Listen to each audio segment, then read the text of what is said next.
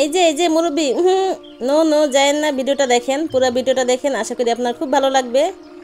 অসম্ভব মজার ফুচকা 3 রকমের টক দিয়ে আমি আজকে তৈরি করব। তো এই মজাদার ফুচকাটা দেখলে আশা করি আপনার জিভেও পানি চলে আসবে।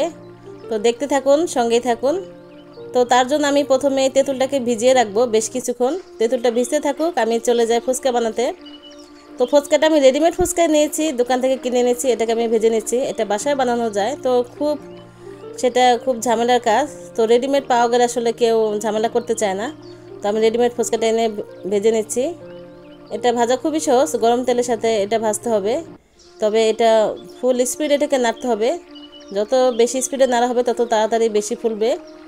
তো দেখুন আমার ফুচকা ভাজা হয়ে গিয়েছে। চলুন এবার আমার বাকি উপকরণ চলে যায়। কী কী নিয়েছি দেখুন, বিভিন্ন রকমের আইটেম নিয়েছি এখানে।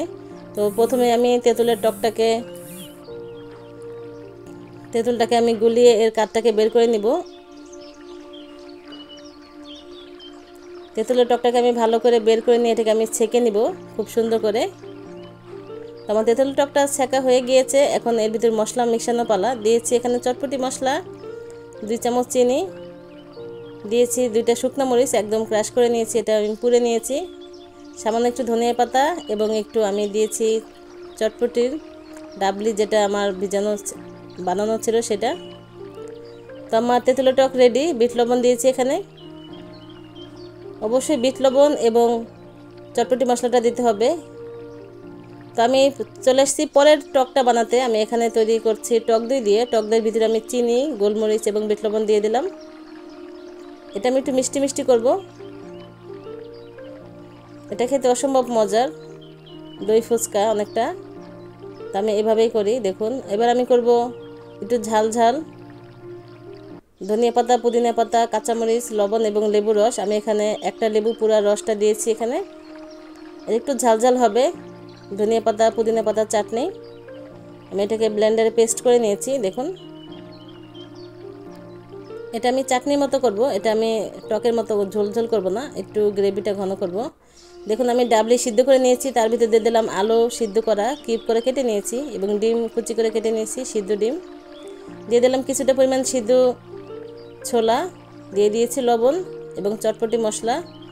এখন আমার কাটাকুটি মশলা দিয়ে দিচ্ছি, ধনিয়া পাতা, পুদিনা পাতা, কাঁচামরিচ কুচি, শসা কুচি, টমেটো কুচি এবং পেঁয়াজ কুচি। এবার সমস্তটা মিশানোর পালা। আমি খুব ভালোভাবে এটাকে মিশিয়ে নিচ্ছি। আমার মনে হচ্ছে কাটাকুটি মশলা একটু কম হয়েছে, আমি আর একটু টমেটো দিয়ে দিচ্ছি এবং একে একে আমি আরও কিছুটা মিশিয়ে নেব, পেঁয়াজ কুচি এবং ধনিয়া পাতা কুচি, শসা কুচি। এটা যতটা বেশি দেওয়া হবে ততটাই বেশি মজা হবে। আমি ছোলাটা একদম ড্রাই করে সিদ্ধ করেছি, কারণ এখানে টমেটো এবং শসা দিলে একটু ভেজা ভাবটা আসবে এবং আমি টক দিয়ে খাবো। দেখুন মাশাআল্লাহ আমার সমস্তটা রেডি, ফুচকার ভিতরের পুর। এবার পুরটাকে ফুচকার ভিতরে দেওয়ার পালা। আমি দিয়ে দিচ্ছি। আমি সমস্ত উপকরণ এখানে দিয়েছি, কোনোটা আমি বাদ দিইনি যেন মজা হয়। এবং আমি 3 ধরনের টক তৈরি করেছি। তেঁতুলের টক দিয়ে আমি দেখুন পরিবেশন করছি, এবং তেঁতুলের টক এবং ধনিয়া পাতার চাটনি এবং টক দইয়ের যে একটা চাটনি তৈরি করেছি সেটা। দেখুন মাশাআল্লাহ, এটা আলাদা আলাদা করে খাওয়া যায় এবং তিনটা টক একসাথে দিয়ে খাওয়া যায়। তো আমি একটু সাজিয়ে পরিবেশন করছি প্রথমে তেঁতুলের টক দিয়ে। তেঁতুলের টকটাও কিন্তু আমি দোকানে মামাদের মতো খুব বেশি পাতলা করিনি, যেহেতু বাসায় খাবো সেহেতু একটু মজা করে খাবো। এবং আমি চিনি দিয়েছি টকটাকে ব্যালেন্স করার জন্য। দিয়ে দিলাম আমি ডিম ঝুড়ি, সিদ্ধ ডিমের ঝুড়িটাকে দিয়ে দিলাম।